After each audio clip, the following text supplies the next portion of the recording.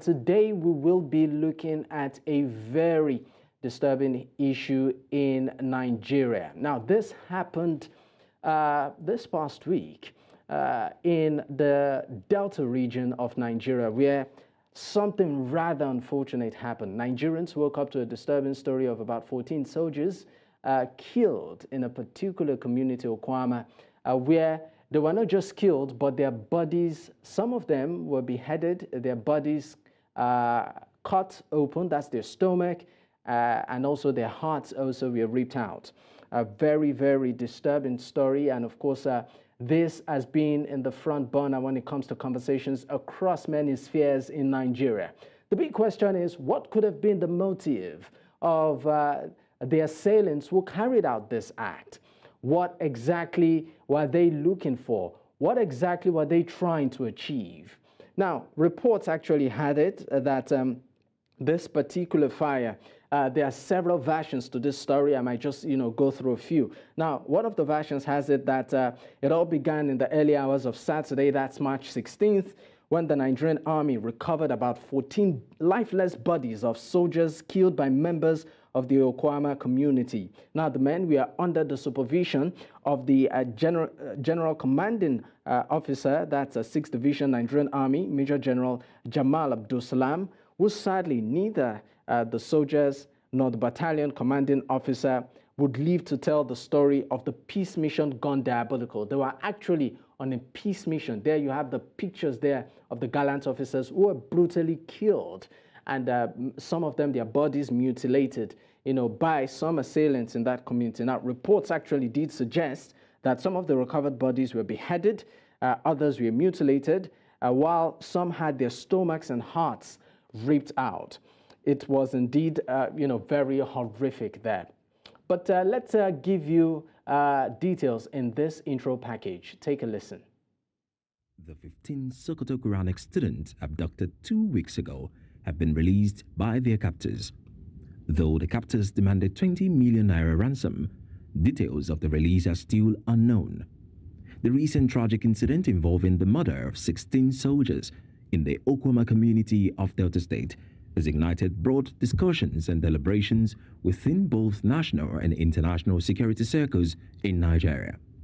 The attack, which targeted Nigerian troops in the Otuama community of Ugeli South Local Government Area, Delta State, reportedly caught the soldiers off guard as they were ambushed by armed assailants.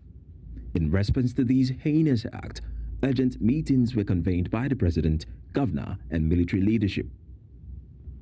In the wake of this devastating event, there has been a surge of calls for decisive action to bring the perpetrators to justice. Nigerian soldier Egitaganji has expressed a desire to participate in any operation aimed at avenging the fallen military personnel. While instances of mass killings of soldiers declined in recent weeks, the reprisal attacks have become alarming. Governor Oborevwori of Delta State has issued stern warnings to traditional rulers against shielding the perpetrators of these heinous crimes and called for an apprehension and punishment of the culprits. Both the state governor and President Tinubu have reaffirmed their commitment to ensuring that those responsible for the killings face swift and certain justice. The repercussions of these senseless killings extend far beyond the immediate loss of life. The affected communities are grappling with profound grief and fear as livelihoods are disrupted, markets are destroyed, and daily life is overshadowed by insecurity. Concerted efforts are imperative to address this scourge and restore peace and stability to the region. Rather, really very disturbing one there. Now, to make sense of this, we are joined by Ambassador Melvin Eja, Executive Director, Global Peace and Life Rescue Initiative, GoFree, and also a security expert from Jos Plateau State. And also on the program is Umar Aminu Kalgo, Secretary, NBA, Burning Kebbi Branch. Thank you for your time, gentlemen. All right, let me start off with you, Ambassador Eja. I mean, Nigerians woke up to this very disturbing news. What do you make of what happened to those soldiers, some of the reasons that are out there for that could have, led to what we saw and what we, of course, know at the moment, and the reaction of the soldiers themselves?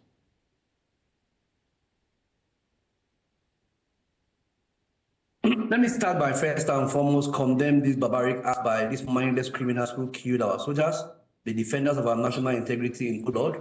This action is highly condemnable and should be condemned by all lovers of this country. It's actually a very shocking news to us because it's coming at a time where Nigerians are grappling with some level of insecurity sponsored by enemies of the state, sponsored by those who don't want the progress and unity of this country. So coming to kill our national army, the people who are out there to protect me and you, is actually very barbaric and it's criminal.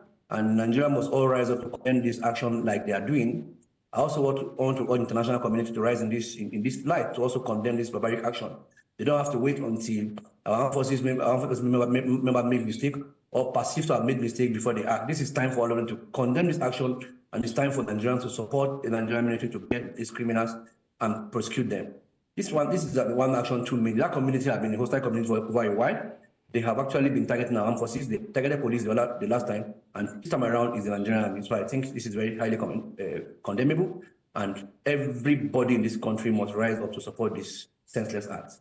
Umar, I'd like to take your immediate reaction too. First of all, my heart goes to our fallen heroes. It is really despicable. And I would say it is also even embarrassing to the nation because the military men are servicemen who have given their life for the sovereignty of this country. And they have been elastic in keeping the internal peace recently because of the situation we are in. Well, there can be no reason whatsoever for this action to justify what has occurred. And I would also commend the Nigerian Army for showing professionalism in handling this issue. Because we could remember when we were during the era of the military juntas, whenever a soldier, anything that has to come to a soldier, the reprisals that will come from the military men is also way out of hand. So I would say that now is for the authorities to do whatever, because this is something that needs to be addressed quickly, because the military, by their training, these are men that are servicemen, they are men that are under service law, and whenever they are deployed, mostly they are deployed when you have an emergency, state of emergency. That's when you have the military. But due to our current situation with insurgency and what have you, they have been now involved in policing because this is policing duty. But that said, we should remember that their psyche is that of containing foreign aggression. And for that, it is better because in the service law, actions are taken immediately. So I hope that the culprits will be fished out and dealt with expeditiously to reassure the Nigerian military that Nigerians are with them, and we will ever be grateful of what they are doing, and we stand with this great loss. Thank you. Umar, you made a very salient point. It looks like right now, due to the security situation in Nigeria, the duties of the police and the military seem to be thinning out. We are beginning to see the military actively involved in many civil, cases that maybe by law, should be within the purview of the police, but because of the peculiarity of the situation. But we'll get to that. I'd like to go back to you, Ambassador Eje. Now, looking at the style, the big question, so many unanswered questions right now, concerning this particular killing, and not just the killing itself, but the style at which these gallant officers were killed. Some would even liken it to the mafia style. So the question is this: you as a security expert, what do you think could be the motive behind the killing of this men and in the way they were killed, before we even get to whether it was, maybe mercenaries or community members and all of that? For me, I think the motive could have been just criminal. The motive could have been premeditated by these criminals, sponsored by some international, some community actors, sponsored by some state, some actors within the community. Because these criminals cannot be that emboldened to carry out the lives of our armed forces in that manner. If you look at the despicable way of they kill these military men, they disembark their bodies, took some of their organs. Shows the kind of mindlessness that these bad guys operate. I would like them to... Some would say, could it be to send a certain kind of message? I was coming to that. The action is actually to send some kind of message that the military are not welcome here, the security forces are not welcome to this community. This is a community of criminals. This is a community where we don't take the military, we don't respect the state. That's the kind of message they are trying to pass in their mind. And that's why the Nigerian state must go all out to get these criminals to book. They must go all out. The Delta community, the Delta governors, the Delta State Traditional Council must cooperate. They mustn't see these guys as one of theirs. They must see them as people who are outcast, who should be ostracized from the community. I can't imagine it. And from the way the military guys were killed, obviously, they were not going there for war. If they were going there for war, they would have been more prepared. They probably were going there because they felt it's a community conflict between two communities, and we're actually going there to keep peace. That's what the military people said, and I believed him, because if they were going for war, if they knew that the community was at war with another community, with itself, I'm sure they would have been more prepared before going to that community. So I think this act is actually barbaric, and they send a very clear message to the Commander-in-Chief of the Armed Forces that that community is ungovernable, that community is governed by some criminal, and the Commander-in-Chief must also send an equal message with equal proportion to tell them, to let them know that he is the Commander-in-Chief, and you can't do that to members of the armed forces and get away with it. The message must be very clear. This criminal must be brought to book. I can see one of them on TikTok saying it very clearly that they have no regret killing the member of the armed forces. They have no regret. They are proud about it. So such persons should be arrested and brought to book and must be dealt with. And whenever they are taken to court, the court should please do justice. They must face death by hanging. This is what I propose for them. The court must go all out for them and actually issue a maximum punishment on these criminals. I mean, we actually also understand that at least 3 suspects have been arrested, in connection with that. But I'd like to go to you right now, Omar. What do you also make of the style of killing, particularly also the, will I call it, express direction by the president saying that the perpetrators, must be brought to book? We saw almost immediately some parts of some properties there were set ablaze, even though the military denied, any form of reprisal attack. Does the law have a say in all of this, or where is the boundaries of the law, in situations like this? Well, first of all, the issue of mutilation of bodies to that extent, let me come in, please. The issue of motives and what have you. You see, mob action, this is just a mob action that occurred between 2 parties. And the tendency of people behaving in the barbaric manners is very common, because the humans, when in such a situation, people can do all what you can, unthinkable things can happen. And think this is what has caught up with the military men. But it will be, the person who will engage and invite a war with the Nigerian army, just a community, I think they are not in their rightful sense when they did some things like this. And so it's just a barbaric action ignited by a mob action where you have all sorts of people.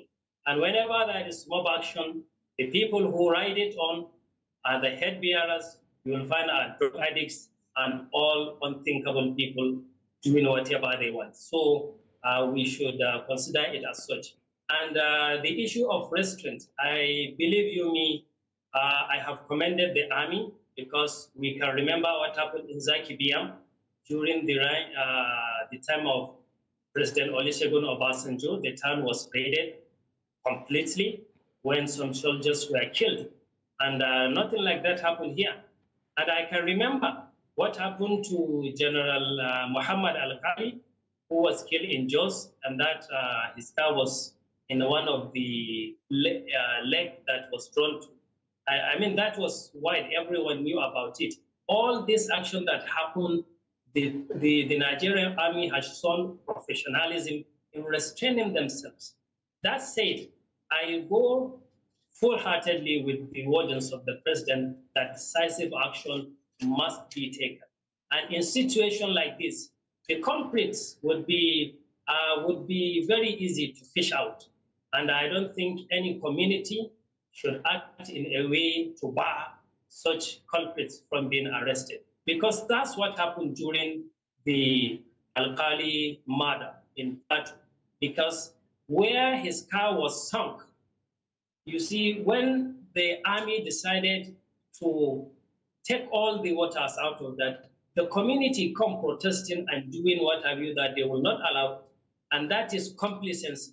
So I would say we have grown up from that because it would be embarrassing, I believe, to the people after the car was found and all his properties. So I believe all our communities would shy up from coming to stand against, to protect some culprits against the nation. All right. That will not be accepted. All right. So, but I will not say that they. You're still watching Secure the Continent, and on today's episode, we are exploring the recent killing of men of the armed forces in the Otuama community of Delta State, which happened in Nigeria. And of course, I still have with me my guest, Ambassador Melvin Eje, Executive Director, Global Peace and Life Rescue Initiative, GOPRI, and also a security expert from Jos Plateau State. And on the program also, Umar Aminu Kalgo, Secretary, NBA, Burning KB Branch. Thank you for your time, gentlemen. All right, thank you for having us. All right, and thank you for staying on. Now, back to you, Ambassador Eje. Let's look at the history of particularly the Niger Delta region. We know that way before now, there used to be, strong activity of militants, who back then, if we cast our minds back a bit, would vandalize pipelines and oil installation. But it seems like peace has been restored to that region in recent years through negotiations and, of course, agreements and arrangements. Now, do you think this particular incident, might sort of signal resurgence of what we used to see in the past? Well, I think this action is actually dangerous because it's multidimensional. It actually created fear in the minds of the people, especially in my mind. Some of us who are security experts who are working in these areas, it give out a clear dimension that there's a threat in the Niger Delta. For you two are still emboldened to the extent of decapitating 16 to 17 members of our armed forces, it goes to show that all is not well with Niger Delta. I think I see a resurgence of armed group in Niger Delta. Of course, it's not like even after the amnesty, it went down completely. There are still skirmishes, there are still oil theft. It's just that it has now been reduced to some level of comfort. Let me use the word it has been reduced to some barriers, minima. So I do agree that there's a fear in our mind. There's a fear in the minds of the security forces. I'm sure the CNC is also concerned with that level of barbarism. Nobody would take that. Nobody would take this kind of incident and think all is well in Niger Delta. So it behoves the Niger Delta governors, the stakeholders, the youth group, the TSOs in Niger Delta to come together and see how they can begin to solve this problem before it metamorphoses into another round of insurgents, another round of banditry in that general area. It's a very serious area because of the oil well. They control the part of the economy of this country. And as such, if anything happens in that place, it's going to affect the entire country. So I think we must be careful. Government must be very deliberate to say that they nip this in the bud. And that's why the communities must exonerate themselves by cooperating with the federal government, members of our armed forces to get out these criminals. Let them exonerate themselves by saying, look, we are not complicit. We didn't send these guys. We don't know why they committed this act. Bring them out and expose them. These are their children. They know them very well. They know their parents. They know where they are. If I speak to you, there are people that communicate with them from that same community. So I think the community must exonerate themselves by exposing these criminals who did this to members of our armed forces. This is a national slap. I'm sure the international community are laughing at us because for some miscreant to take away the life of 17 soldiers is actually very unbearable and is unacceptable. So I see a threat in Niger Delta. I see a resurgence of insecurity in the Niger Delta. Government must take it very serious to ensure that this thing never occur again. Okay, let me go to you, Omar. I mean, some have also made reference to what happened, particularly after, the very unfortunate killing of the soldiers. And, of course, what followed, we saw burning of some properties and raiding of communities, even though the soldiers, the military said, look, we did not carry out any form of reprisal. But some are beginning to liken what we saw, recently to what happened during the OD. During Obasanjo's time, President Obasanjo's time, then. Do you see any form of connection, in any way? Well, the situation here, I think, is very, very confusing. But the clearer picture is that I do not ascribe that action to the soldiers. They have denied it categorically. And I have not seen anything to suggest otherwise. But I want us to look at it. The issue of militancy in the Niger Delta. Yes, it has been there before, but we are grateful that that issue, with the intervention of government and many policies of our governments, especially previous governments, it has withered down. But that said, there are remnants of foot soldiers, because what happens here, it is not that the military, there was an infighting between communities. I want us to remember, an infighting between communities, an infighting that results to death, into death. That too is a worrisome situation.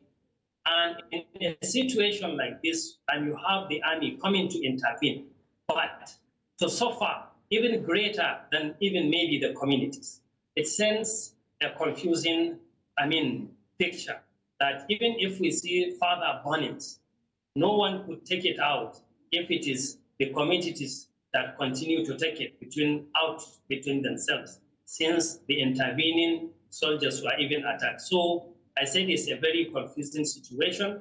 And in the Niger Delta, I feel very bad, because formally, the only thing we know are these political agitations and the militants.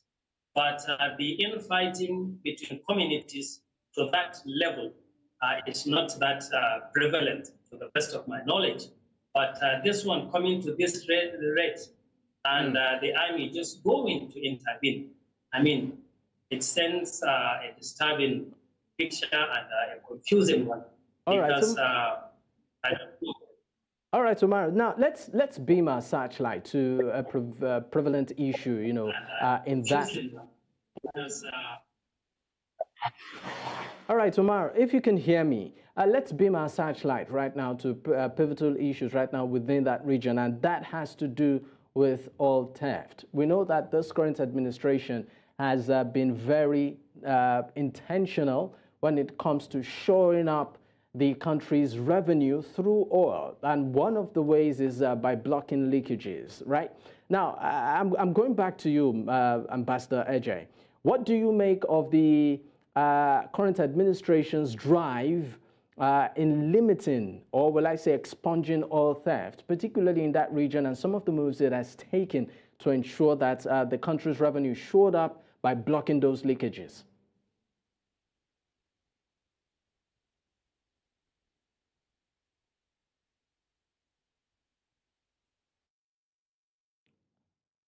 Okay, I think we lost connection there with Ambassador Ejay. Let me move to you, Umar. What do you make of the current administration's drive in shoring up revenue by blocking leakages through oil theft?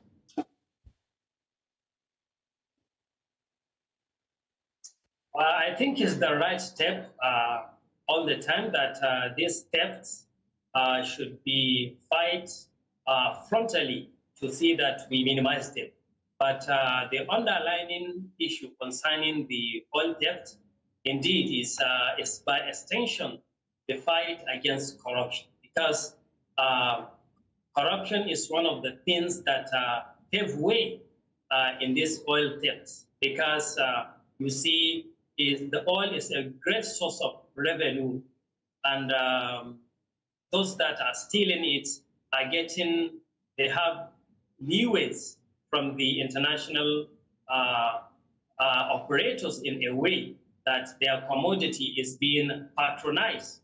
I can say if you look at the history of oil bunkering and theft, it's really a huge issue, which at times corruption also comes to play in it. So I will commend the government that as it strives to fight this issue, the issue of corruption should be inculcated and fight also together in that realm to ensure that our oil is protected, and also the international community would be encouraged to help in that sense. Because we can see formally in the DRC Congo, when diamonds have become a reason to finance rebellion and what have you, it was blacklisted in the world because the nature of that, if it is theft, it can be understood through hydrocarbons and other things. So we encourage Nigeria to partner with our friends and the oil companies in detecting these oils that are gained through theft, because the identity, I believe scientifically, I believe could be traced to Nigeria. All right, so let me it's good stuff. All right, let me move to you, Ambassador Eje. What do you make of the administration's fight against bunkering and theft? Okay, we're still trying to connect with Ambassador Eje, but let me stay with you, Omar.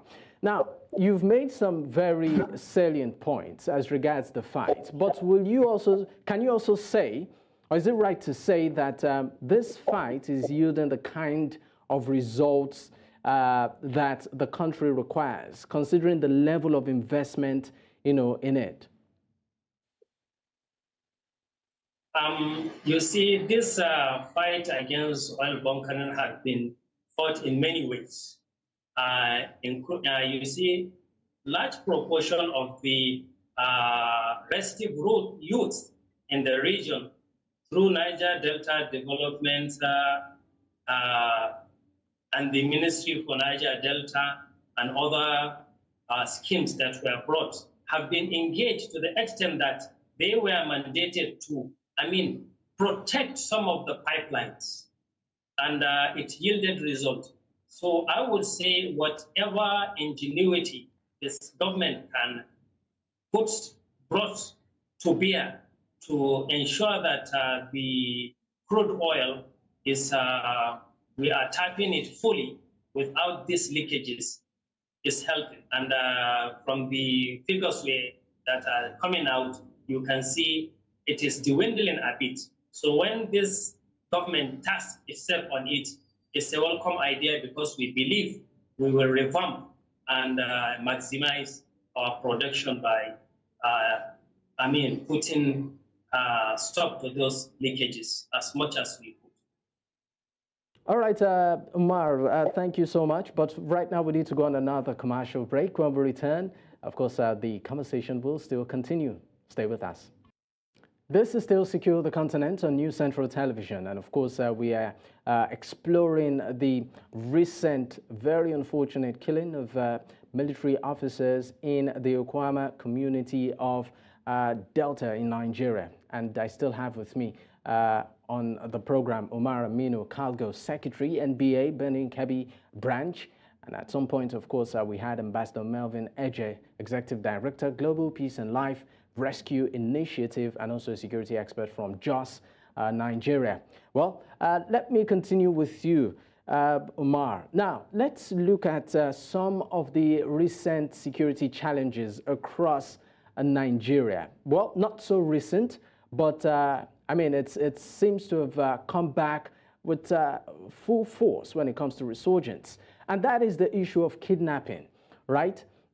We've seen cases where the recent one, the school children that were kidnapped, even though we have some reports that about 15 Sokoto kids that were kidnapped have been rescued and all of that. We know about the over 200 too that were recently, abducted and all of that. Now, from the standpoint of the law, do you think that what the law, the punitive measure for kidnapping, is sufficient to serve as deterrent, to people that might want to go into such venture or are even in it.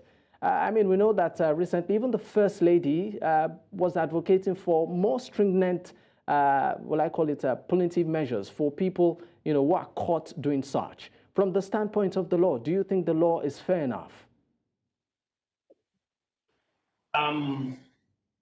We need to understand the law, how it operates, because before the sanction of the law will come to bear, the procedure of criminal prosecution is entirely different things.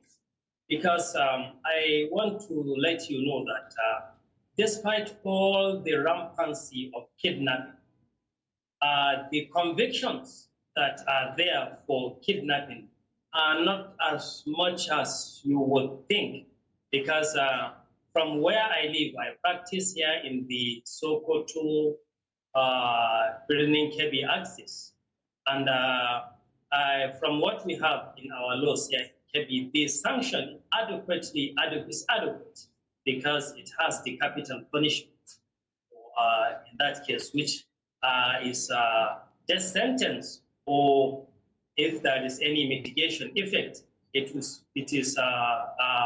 life imprisonment. So what the law says in your axis is capital punishment. Yes. In Kaduna that you speak, you remember during Erufai, he was so strongly talking about that. And during his time, you see, our system, I would say, is the criminal procedure is what takes time. And because of the nature of this issue of kidnapping, you see, they have informants, and people are afraid to come and testify against them most of the times. We have cases here that we do. The witnesses to come forth are very, very difficult because of, even in their communities, people that would like to, give information to the authorities are being fished out by these criminals. So that is just one part of it. And I can tell you that the criminal procedure is sluggish in this country. To be candid, it's very, very sluggish. And what normally happens is that anyone who is accused of such offenses, for him to go to trial, unless if there is instigation from they have power to even have counsel for their defense, that's when these matters will now come up for trial. A lot of them are there awaiting trial for many years, many years. What do you think is the root cause of this delay? The root cause of the delay is from many perspectives. You see, the prosecuting agencies on the one part, and also at times you find out our Ministry of Justice of the states are understaffed to handle such cases. Because you said the Ministry of Justice in the state is understaffed to handle such cases. Most of them, yes. Because if you look at the people awaiting trial, I went to one an old prison in Birnin Kebbi at one time. There are 313 inmates in that prison. But the ones that are convicted are under 20. All the rest are awaiting trials. So where you have a Ministry of Justice with maybe at most 80, and not all these 80 are in prosecution handling these cases, how do they come? This is just a single prison in the state when we have numerous.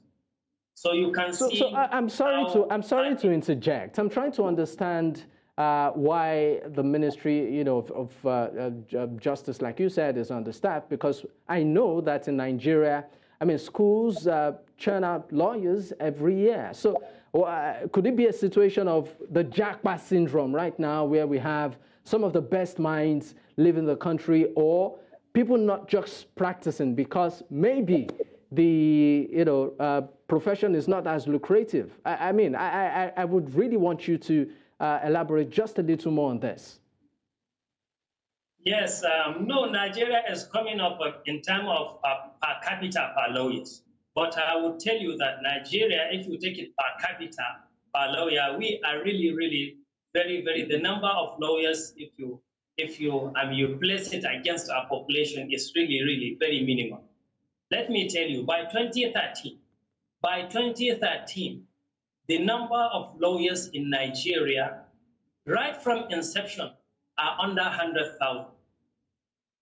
It is after that call that line was crossed. Right from inception, so the number of lawyers in Nigeria are under 100,000.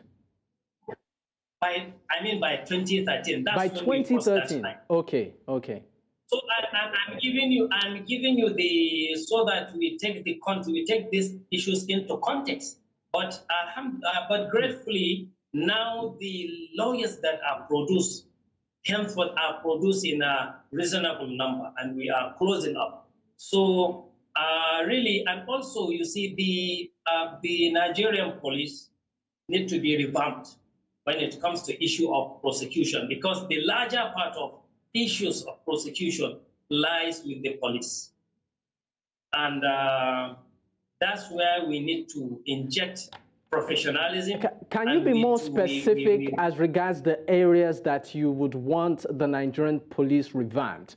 Is it in terms of training, orientation, interpretation of the law, civil interaction? What areas exactly? You said orientation. Orientation would be the key. To be oriented, to be disabused with the issue of corrupt practices. So orientation is key. I would say in every sphere of the Nigerian public, our number one public enemy is corruption. And I don't want us to play it down. I want us to look at it all ways, and professionalism should come. Because when we talk of prosecution that I started earlier, a lot of the files, a lot of the criminal files don't find their way to what? Ministry of Justice. Look, I'm a private lawyer practicing, and I know what occurs. Most of the files don't find their way to the Ministry of Justice. So where do the files go? I'm telling you, let me have finished. What happened is, if the cases are cases that are of capital offenses that must be tried by the High Courts, the police can take the cases to the magistrate courts to get restraining orders, so that these people will be remanded in prison. So after that remand, most of the files will stop there. They have not gone to the ministry for the proper legal advice to be given, so that the cases will now find their way to what? To the Ministry of Justice. This is the de facto situation in the country, most of what is happening. So the SCJL, the new criminal administration law that is in place, has come to deal with most of these processes, but some of it has not been fully operationalized, and that's why we are lagging behind. But day in, day out, it is being propagated to be fully operational. All right. Thank you so much for your time, Umar Aminu Kalgo, Secretary, NBA, Benin Kebbi Branch. Thank you once again for joining us on Secure the Continent. My pleasure. All right. And also many thanks to Melvin Ejay, that's Executive Director, Global Peace and Life Rescue Initiative, GoFree, and also a security expert from Jos, who joined much earlier on the program. Well, that's the beat we can take on today's episode. It's important that we state that the opinions of our guest remains theirs and not that of News Central. It's also important that you stay safe and secure. Remember, security is everybody's responsibility. You are not excluded. My name is Dapo Adegboye. Bye for now.